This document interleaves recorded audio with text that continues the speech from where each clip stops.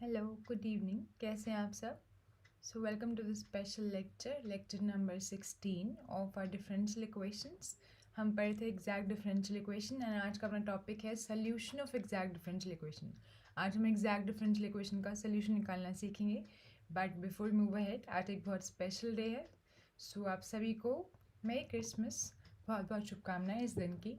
और ये दिन क्यों बहुत स्पेशल है हम सभी को मालूम है। आज जीसस क्राइस्ट का बर्थ हुआ था, ही वाज बॉर्न, एंड इसलिए इस दिन को इतने अच्छे सेलिब्रेट किया जाता है। और इंडिया में जितने ज़्यादा धूमधाम से दिवाली सेलिब्रेट की जाती है, उतने ही धूमधाम से यूके में क्रिसमस सेलिब्रेट किया जाता है। It's a very big festival and a very special day. तो इस ऑस्पिशियस डे को अच्छे से सेलिब्रेट करते हैं एंड इसी गुड नोट पर आज का लेक्चर स्टार्ट करते हैं। चलें, लग जाए काम पर। And I am sorry for the delay. कभी कभी ऐसा होता है कि है ना, नेटवर्क में कुछ इशू होता है। तो अगर वैसे तो हमारा टाइम 1:15 का हमने शिफ्ट करा है, पर आज का लेक्चर 1:30 पे था। ड्यू टू सम वर्क मैं 8:30 पे आ पाई, पर लेक्चर में जो 15 मिनट का लगभग जो है वो डिले होता है ना, उसको आप थोड़ा सा कोऑपरेट करें उसके साथ। And we are working on that कि जो नेटवर्क इश्यूज़ हैं इस पर भी काम किया जाए। So thank you and sorry आपके कोऑपरेशन के लिए। लगे रहे यहाँ पर, आप यहाँ पे वेट करते रहे, इसके लिए बहुत बहुत धन्यवाद। And now let's continue. Very good evening बच्चे, दोज हु हैव जॉइन। तो लग जाए काम पर। आज हम करते हैं solution of exact differential equation. चलो,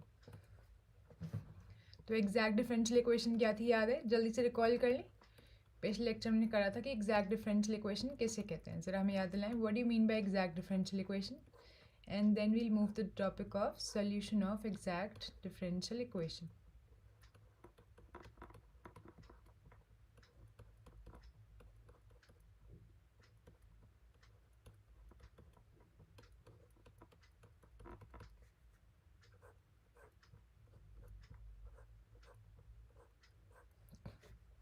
एग्जैक्ट डिफरेंशियल इक्वेशन किसे कहते हैं? ऐसी डिफरेंशियल इक्वेशन जो इस प्रकार की दिखाई दे, mxy dx plus nxy dy is equal to 0, such that यहाँ पर जो m और n है वो कंडीशंस कुछ स्पेसिफिक सेटिस्फाई करें। क्या कंडीशंस? कि m का partial derivative with respect to y becomes equal to n का partial derivative with respect to x। इसी को लिखने का दूसरा तरीका, del m by del y is equal to del n by del x, है ना। अगर ऐसा हो जाए तो ऐसी डिफरेंशियल इक्वेशन को हम एग्जैक्ट डिफरेंशियल इक्वेशन कहते हैं। तो चलो, अब हमने निकाल लिया कि इस डिफरेंशियल इक्वेशन को एग्जैक्ट कहते हैं। तो हमारे किस काम की है? हमारे इस काम की कि अगर डिफरेंशियल इक्वेशन एग्जैक्ट है तो उसका सोल्यूशन निकालने का हमारे पास एक स्पेसिफिक तरीका है, and hence we can find the general solution and solve the differential equation. कैसे सॉल्व करेंगे? अगर आपको पता लग गया कि डिफरेंशियल इक्वेशन एग्जैक्ट है, तो इसी डिफरेंशियल इक्वेशन की हम बात करें तो उसका सोल्यूशन किस तरीके से निकालेंगे। तो गिवन डिफरेंशियल इक्वेशन मान लेते हैं हमारे पास वही mxy dx plus nxy dy। यहाँ पे m और n क्या है? m और n दोनों दो वेरिएबल x को y के फंक्शंस हैं, ठीक है ना। और वो ऑलरेडी एग्जैक्ट है डिफरेंशियल इक्वेशन, तभी उसका हम सोल्यूशन निकालें तो it is already given to be exact. Then its solution is given by the curve y, है ना, which is equals to, this is a function of x, y, ठीक है ना। तो बेसिकली हम y भी लिख सकते हैं, या फिर आप ऐसे भी कह सकते हो कि it is given by a function of x, y, ठीक है ना, विच इज़ गिवन बाय, क्या होता है इसका आंसर? इसका आंसर ऐसे निकालते हैं कि जो फंक्शन m है ना, ये जो फंक्शन m है इसका आप इंटीग्रेशन कर दो x के रिस्पेक्ट में, प्लस कहाँ से कहाँ तक लिमिट पुट कर दो 0 से x, एंड उसके बाद n का इंटीग्रेशन कर दो विद रिस्पेक्ट टू y, 0 से y तक एंड साथ में लगा दो एक आर्बिट्री कांस्टेंट। अब इसमें एक बात का और ध्यान रखना है कि जब आप m का इंटीग्रेशन कर रहे हो तो during this integration you are suppose to take y as constant, क्योंकि x के रिस्पेक्ट में इंटीग्रेशन कर रहे हो, यानी कि x वेरिएबल है, टेक y एज कांस्टेंट।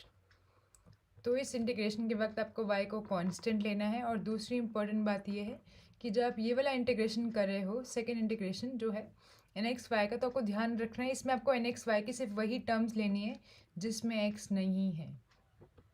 तो इसको आप n स्टार भी मार्क कर सकते हो। Take only those terms of n which do not have x। ठीक है ना, ये बात याद हो गई, आसान है। चलो, अगर ये दोनों बातें याद हो गई तो इसी के बेसिस पे हम क्वेश्चन को सॉल्व करते हैं। Let's consider an example and solve it. So we have a question, let's take some examples and solve. तो आज के लिए आपका पहला क्वेश्चन है जो हमने आपके लिए लिखा है, cos y dx minus x sin y minus y square D y is equal to 0। ठीक है, तो आपके पास गिवन डिफरेंशियल इक्वेशन है। ठीक है, आपको इसका सॉल्यूशन बताना है, हैज़ अ सॉल्यूशन, एंड आपके पास ऑप्शंस हैं A part, B part, C part, D part. ठीक है, तो मीनवाइल जब तक मैं ऑप्शंस लिख रही हूँ, get the time to solve. आप चेक करो जल्दी से कि एग्जैक्ट है नहीं, तो जब तक मैं आंसर्स के ऑप्शन लिख रही हूँ आप मुझे चेक करके बताओ एग्जैक्ट है या नहीं है, and then we find the solution. And options are x cos y plus y cube by 3 is equal to c, x sin y minus y cube by 3 is equal to c, x cos y minus y cube by 3 is equal to c, x sin y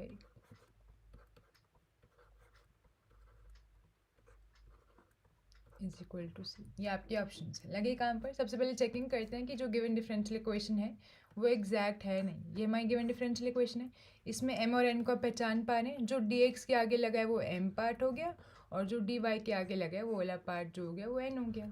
तो we know the two function. जल्दी से ये exact है नहीं, ये check कर लेते हैं। कैसे चेक करेंगे? सबसे पहले हम m का डेरिवेटिव निकाल लेंगे, partial derivative with respect to y, और n का निकाल लेंगे विद रिस्पेक्ट टू x, है ना। ये जो m है ये dx का कोफिशिएंट होता है, तो ऑपोजिट वेरिएबल के रिस्पेक्ट में इसका पार्शियल डेरिवेटिव निकालेंगे, m का with respect to y, n का विद रिस्पेक्ट टू x। निकालो जल्दी से। तो इसका मतलब बेसिकली हमें पार्शियली डिफरेंशिएट करना है y के रिस्पेक्ट में cos y को। अब y के रिस्पेक्ट में करना है, यानी कि y के अलावा बाकी सबको कांस्टेंट लेके चलना है। y के अलावा तो कुछ है ही नहीं, तो कोई बात नहीं, अब डिफरेंशिएट कर दो। cos y का क्या हो जाएगा? Minus sine y। इसी तरीके से हम nx निकालते हैं, that is partially differentiate n with respect to x, और n हमारे पास क्या गिवन है? वो गिवन है x साइन y, साथ में एक माइनस साइन भी लगा है, ठीक है ना, प्लस वाई स्क्वायर। अब डिफरेंशिएट करो इसको partially with respect to x। तो अगर आप पार्शियली डिफरेंशिएट करें तो जो y वाले टर्म्स है आप उनको कांस्टेंट मान के चलोगे, क्योंकि सिर्फ x वेरिएबल है यहाँ पर। तो minus sine y is constant, x variable है अपना, है ना। तो उसका उसको क्या कहते हैं, उसका आप करेंगे डेरिवेटिव, मल्टीप्लाई कर देंगे तो वो आ गया 1। अब वाई स्क्वायर, इसमें तो एक्स का कोई टर्म ही नहीं है, वाई स्क्वायर तो कांस्टेंट है, तो ये आ गया 0। हेंस ये भी माइनस साइन वाई आ गया और ये भी माइनस साइन वाई आ गया। Therefore we get that m y is equal to N x. पहले हमने निकाला एम वाई को और एन एक्स को, फिर हमने देखा कि एम बाई एन एक्स के इक्वल आ गया। Therefore the given differential equation is exact. अब एग्जैक्ट है तो सोल्यूशन निकालने में तो कुछ काम बचा ही नहीं, सोल्यूशन निकालें फिर लग जाए काम पर। तो सोल्यूशन क्या आ जाएगा? Therefore solution is F x Y, एक फंक्शन। वो कैसे निकालेंगे हम? Integration of M with respect to X plus integration of N with respect to Y plus arbitrary constant C, 0 से लेके y तक, 0 से लेके x तक। बस यहाँ पे एक बात ध्यान रखनी है कि यहाँ पे जब हम m में इंटीग्रेशन करें तो y को कांस्टेंट मान के चलना है, और जब n में इंटीग्रेशन करें तो x जिसमें टर्म आ रहा है n में वो वाला टर्म उठाना ही नहीं, लग जाए काम पर। m की वैल्यू क्या थी, m ये रहा, ये अपना m था ना cos y, तो पहले यहाँ पे आ जाएगा 0 से x cos y dx, आगे यहाँ पे लिख लेते हैं 0 से y n dy। n क्या है पूरा, अब n के सिर्फ वही टर्म लेने हैं, हमने यहाँ पे n स्टार लगाया था, सिर्फ वो टर्म लेने हैं जिसमें x नहीं है। इस टर्म में तो x है तो ये वाली नहीं लेनी, इसमें x नहीं है तो ये वाली लेनी है, तो यहाँ पे हमारे पास आ जाएगा बस y square D Y plus C. आप देख लेते हैं इसको, इंटीग्रेशन करना सभी को आता है। अब cos y हम यहाँ पे x वेरिएबल लेके चल रहे हैं, y वाली टर्म्स कांस्टेंट, तो cos y कांस्टेंट है, कांस्टेंट को बाहर निकाल लेते हैं, अंदर बच गया सिर्फ dx। dx का इंटीग्रेशन होता है x, उसमें 0 से x लिमिट पुट करेंगे, x आंसर आ जाएगा। अगला y स्क्वायर का इंटीग्रेशन होता है y cube by 3, limit put करेंगे 0 से y, तो वही रह जाएगा। And this is our final answer, f x y is equal to this. ठीक है, इसी को अब देखते हैं कि कौन से ऑप्शन में है। cos y into x plus y cube by 3, cos y into x plus y cube by 3, ये रहा, तो यही अपना आंसर बन गया। ठीक है ना, तो total differential is equal to 0 मान के ये चल के हम इसे सॉल्व करते हैं, तो फाइनल अपना आंसर क्या आ गया, this plus this is equal to 0, यानी कि ये पूरा अपना आंसर आ गया। And this matches with our option number 1, so this is our final answer. आसान था। सबसे पहले डिफरेंशियल इक्वेशन चेक करनी है कि एग्जैक्ट है नहीं है, अगर एग्जैक्ट है तो डायरेक्टली इंटीग्रेशन करके आंसर आ जाएगा। समझ में आया सभी को? तो ये हमने कितने मेथड सीख लिए अभी तक? हमने सीखा variable separable method to solve differential equation, then we learned reducible to variable separable, फिर हमने सीखा होमोजीनियस, फिर हमने सीखा रिड्यूसिबल टू होमोजीनियस, फिर हमने सीखा linear first order differential equation, फिर हमने सीखा reducible to linear first order differential equation, और फिर हमने अब सीखा एग्जैक्ट। ठीक है ना, और जब हम एग्जैक्ट के क्वेश्चंस कर लेंगे अच्छे से, तो then will move to reducible to exact. तो आप देख रहे हो धीरे धीरे मेथड्स हमारे लिस्ट में ऐड होते जा रहे हैं। पूरी ऑर्डिनरी डिफरेंशियल इक्वेशन जब तक हम पढ़ते रहेंगे यही पूरा काम चलता रहेगा।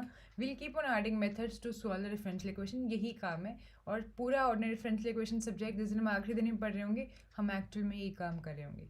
तो बीच में हम कुछ नई चीज़ें सीखेंगे, रॉन्स्केल निकालना, थोड़ा बहुत और काम, वो सब कुछ सोल्यूशन निकालने के लिए सीख रहे हैं। तो सारा काम घूम फिर के वहीं पर आ रहा है। We are talking about solution of differential equation. तो डिफरेंशियल इक्वेशन बेसिकली आप कह सकते हो, इस सब्जेक्ट का नाम ही एक्चुअली में सिर्फ इसी बात पे पढ़ा है that you have to solve the differential equation. इस पूरे सब्जेक्ट में यही काम करना है। समझ में आ गया? लेट एग्जाम्पल, एक और एग्जाम्पल देखते हैं। Question number 2 for today.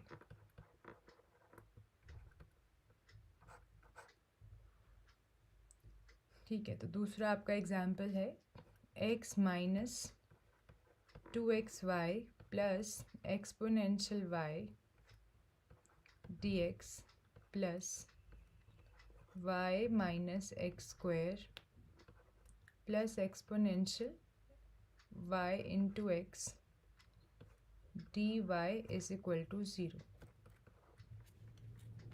Has a solution. And आपके ऑप्शंस हैं पार्ट, बी पार्ट। जब तक मैं लिख रही हूँ तब तक आपको मालूम है आपको क्या काम करना है। अब तो आपको सोल्यूशन निकालना भी आता है, जल्दी से चेक करो कि एग्जैक्ट है नहीं और फिर उसका सोल्यूशन निकालो। तब तक मैं ऑप्शंस लिख रही हूँ and you get the time to solve. पहला ऑप्शन है x square plus y square plus twice x exponential y minus twice x square y is equal to c. Other option is x square by 2 plus y square by 2 plus x exponential y plus x square y is equal to c. Next option is x square plus y square plus twice x exponential y is equal to c. And then we have x square by 2 plus y square by 2 plus x exponential y is equal to c. ठीक है, ये आपके पास 4 option हैं, आपको बताना है कौन से ऑप्शन सही है। And take this question as MSQ and की मल्टीपल सिलेक्ट, जैसे कि नेट के 3rd सेक्शन में आता है 4.7। एग्जैक्टली चेक करो है कि नहीं है। ठीक है, या दूसरा हिंट है कि जब हमने वेरिएबल सेपरेबल देखा कि नहीं लग रहा, होमोजीनियस नहीं लग रहा, लीनियर फर्स्ट ऑर्डर नहीं लग रहा, तो फिर एग्जैक्ट है या नहीं चेक करो। तो यहाँ से आपको हिंट्स मिलते रहते हैं, इस तरीके से दिमाग लगाओ और चेक करो। तो ये पहला फंक्शन है जो ये m है, दूसरा फंक्शन है ये जो n है, क्योंकि m होता है dx का कोफिशिएंट, n होता है dy का कोफिशिएंट। यहाँ तक तो आप सीख गए सब पहचानना। अब नेक्स्ट काम है चेक करना कि गिवन डिफरेंशियल इक्वेशन एग्जैक्ट है या नहीं है। So let's do the checking. Checking कैसे करेंगे, पहले हम निकालेंगे M y, that is partial derivative of m with respect to y, and then will calculate nx। M y निकालते हैं, एम वाई क्या आ जाएगा, y के रिस्पेक्ट में डेरिवेशन करते रहो, तो x तो कांस्टेंट हो गया, ये तो खत्म। अगला आ जाएगा -2x और एक्सपोनेंशियल y का exponential y as it is. अब n टाइम्स x करते हैं, x के रिस्पेक्ट में डेरिवेटिव करते हैं, फिर 0, फिर ये आ जाएगा -2x और फिर exponential y into 1 that is exponential y। अब देखोगे ये दोनों आ गए बराबर, क्योंकि ये बराबर आ गए as M y is equal to N x. Therefore the given differential equation is exact. ठीक है ना। अब डिफरेंशियल इक्वेशन एग्जैक्ट है तो अब सोल्यूशन में तो कौन सी मेहनत रह गई, अब तो हमें मालूम है सोल्यूशन कैसे निकालना है। तो बताओ सोल्यूशन क्या आ जाएगा, एग्जैक्ट है, बिल्कुल सही पहचाना बेटा आपने। अब बताओ सोल्यूशन क्या आ जाएगा फिर इस हिसाब से, इजी। अब क्या करना रह गया, अब तो जब एग्जैक्ट है तो काम खत्म। Therefore solution is given by m का integration with respect to x, 0 से x प्लस n का इंटीग्रेशन, n स्टार लगा दिया था हमने कि हमें इससे वही वाले टर्म्स लेने जिसमें x नहीं है, इज इक्वल टू c। अपना सोल्यूशन है, इसमें वैल्यूज पुट कर देते हैं सारी की सारी उठाकर। दिस इम्प्लाइज सोल्यूशन इज 0 से x, m का इंटीग्रेशन, m क्या है -2x प्लस एक्सपोनेंशियल y। तो पहले तो पूरा लिख दो, इसमें हमें क्या करना है, y को कांस्टेंट लेके चलना है। उसके बाद n का इंटीग्रेशन, n के वो वाले टर्म्स जिसमें x नहीं है। अब n कहाँ पे रहा पूरा का पूरा हमारा, पहले तो n दिखाओ हमें। अच्छा मैंने m की जगह m y लिख दिया, पहले तो यहाँ m भी पूरा लिखो। m क्या है अपना, m है x -2xy plus exponential y। x पूरा नहीं लिखा ना हमने, पूरा लिखते हैं इसको भी, x -2xy plus exponential y, यही है ना। एक बार क्रॉस वेरीफाई कर लेते हैं, x -2xy plus exponential y। ठीक है। और आगे n क्या है, n में वो टर्म्स हमें नहीं लेने जिसमें x है, इसमें भी x है, इसमें भी x है, दोनों नहीं लेने, हमें सिर्फ y लेने, तो y ले लेते हैं। ठीक है। अब इंटीग्रेशन करते हैं और आंसर निकालते हैं, लग जाए काम पर। यहाँ पे c लिख दो। अब x का यहाँ पे इंटीग्रेशन कैसे करना है, ये सोच कर कि y कांस्टेंट है, y को कांस्टेंट मान के चलो। x का हो जाएगा x²/2, y कांस्टेंट है तो -2y बाहर निकाल दो, ये कांस्टेंट है। x का फिर से क्या हो जाएगा, x²/2। ठीक है। अगला हमारे पास आ जाएगा एक्सपोनेंशियल y, उसका दोबारा से एक्सपोनेंशियल y कांस्टेंट है क्योंकि y का फंक्शन है, साथ में लग जाएगा x। अगला y का क्या हो जाएगा, y²/2 is equal to c। अब इसको रीअरेंज कर लेते हैं थोड़ा सा, ये क्या आ जाएगा, x²/2 plus y²/2 minus y(x² plus exponential y times x is equal to c। तो ये अपना फाइनल आंसर आ गया। अब हमें बस देखना है कि ऑप्शन में से कौन सा है जो मैच कर रहा है इस आंसर के साथ। तो आप देखो x² प्लस y² है ना, नीचे 2 कॉमन है, माइनस में y(x²) है, प्लस में एक्सपोनेंशियल y(x) है। देखते हैं किसे मैच कर रहे हैं। तो x²/2 y²/2 इतना तो ठीक है, पर ये आगे की टर्म्स मैच नहीं करे, ये तो गलत।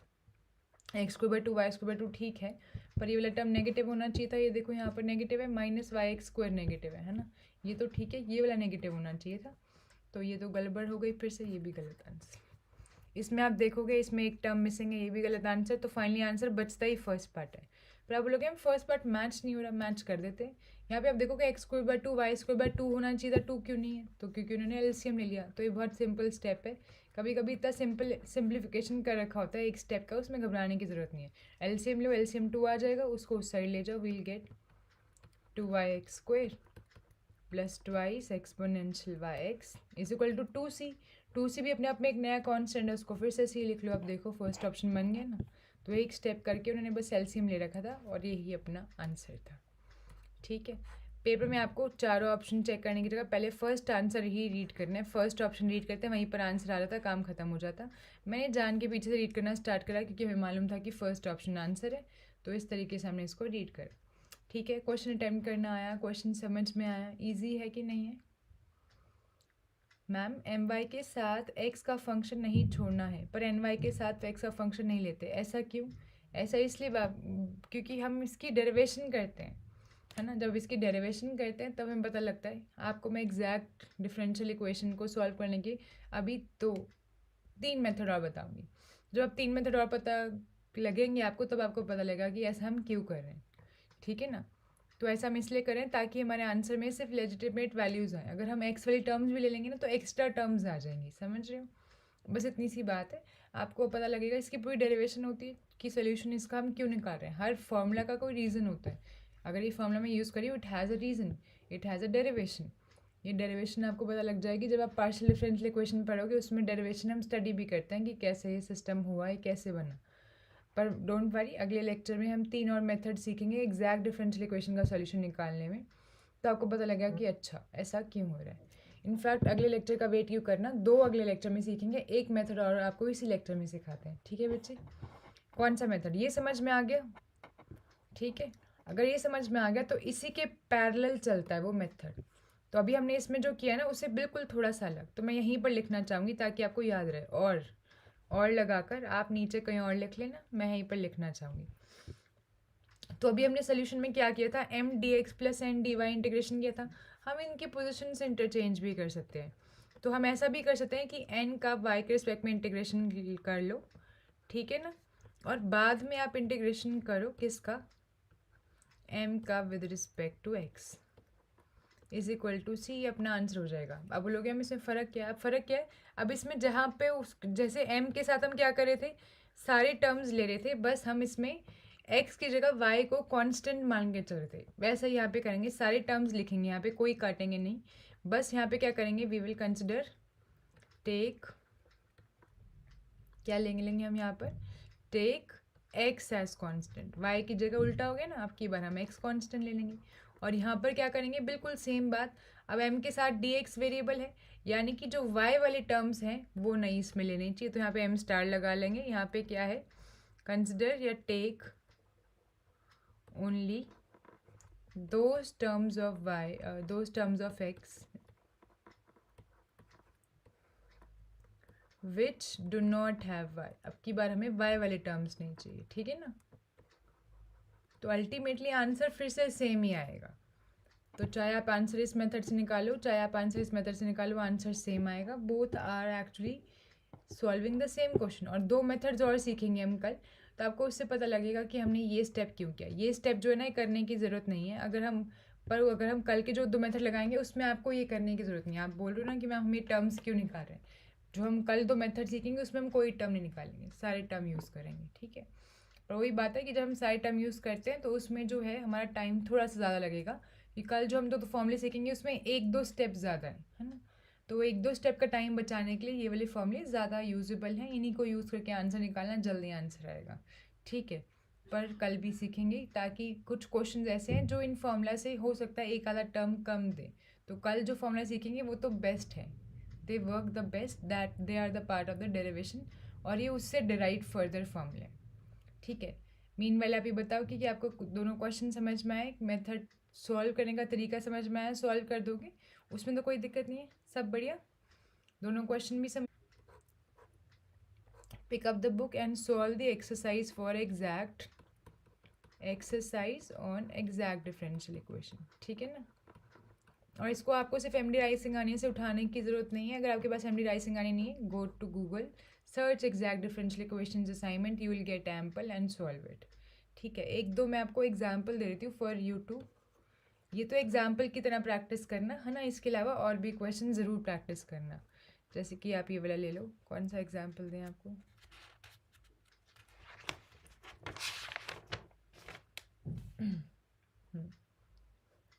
ये ले लो आप, 2y dy is equal to 0, ठीक है जी।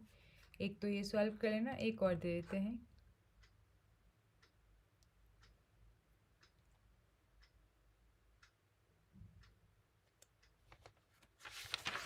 और सा कौन सा थे?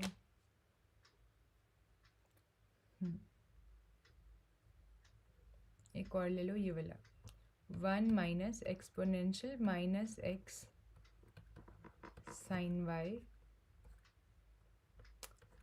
D x plus exponential minus x cos y d y is equal to 0। दोनों ही इक्वली ईजी है, ठीक है ना। एग्जैक्ट डिफरेंशियल इक्वेशन सॉल्व करनी आसान है, but you just need to practice, क्योंकि प्रैक्टिस करोगे तो मेथड याद हो जाएगा। आपको मालूम है बचपन में हम फॉर्मूला कैसे याद रखते थे? कैसे याद रखते थे? क्योंकि एनसीईआरटी सॉल्व करते थे, कोई भी बुक सॉल्व करते थे, तो एडिशन सब्ट्रैक्शन याद करो कैसे अभी तक याद है, क्यों नहीं भूलता वो? क्योंकि अगर हमने उसका मेथड सीखा तो उसके हम 50 क्वेश्चन करते थे। टीचर हमसे बार बार क्वेश्चन कराती थी। एनसीईआरटी में सेम सेम क्वेश्चन रिपीट होते थे कि ये भी ऐड करो, ये भी ऐड करो। एक क्वेश्चन के 5-5 6-6 पार्ट होते थे। वाई? ताकि आप फॉर्मूला 10 बार लगाओगे तो याद हो जाएगा। That is what I am trying to say. आप यहाँ पर मेरे से सुन के तो समझ लेते हो, लगता है कि हाँ यार ये तो आसान है, पर जब सॉल्व करने की बारी आती है तो अटक जाते हो। तो नाट को उसका क्या तरीका है? उसका यही तरीका है कि जब मैं इसे सीखा तुरंत घर जाके क्या करो, क्वेश्चंस प्रैक्टिस करो उसके ऊपर। मैं 1-2 होमवर्क क्वेश्चन देती हूँ, पर 1-2 क्वेश्चन से कुछ नहीं बनेगा। मैंने आपको कहा है बुक खरीदो, बुक नहीं है तो बुक की पीडीएफ ऑनलाइन फ्री अवेलेबल है, डाउनलोड करो। फिर भी नहीं है तो आजकल तो गूगल पे हर चीज़ मिलती है, आप डायरेक्टली वहाँ पे जाके लिखो that question on exact differential equation, आपको क्वेश्चंस मिल जाएंगे, क्वेश्चन सॉल्व करो, ठीक है। So work on this. जितनी प्रैक्टिस करोगे फॉर्मूला याद होगा, सॉल्व करने का तरीका याद होगा, और क्वेश्चंस की प्रैक्टिस करोगे तो अल्टीमेटली क्वेश्चंस निकलेंगे एग्जाम में, है ना। और कोई डाउट है इस सेशन में तो आप पूछ सकते हैं, वरना फिर कल दोबारा मिलते हैं। कल क्या है? मंडे। कल भी हमारा सेशन होता है, तो मंडे वेडनेसडे फ्राइडे होता है ऑर्डिनरी डिफरेंशियल इक्वेशन का सेशन। जो आज संडे को सेशन हो रहा है वो तो इसलिए हो रहा है क्योंकि इस फ्राइडे किसी रीज़न से नहीं हो पाया था, तो ये फ्राइडे वाला सेशन ही। तो कल दोबारा मिलता है मंडे को और कंटिन्यू करेंगे, ठीक है। एक बार दोबारा से मेरी Christmas. So let's meet tomorrow. Thank you for being a part of this session, and अच्छे से प्रैक्टिस करें। All the very best for your preparation.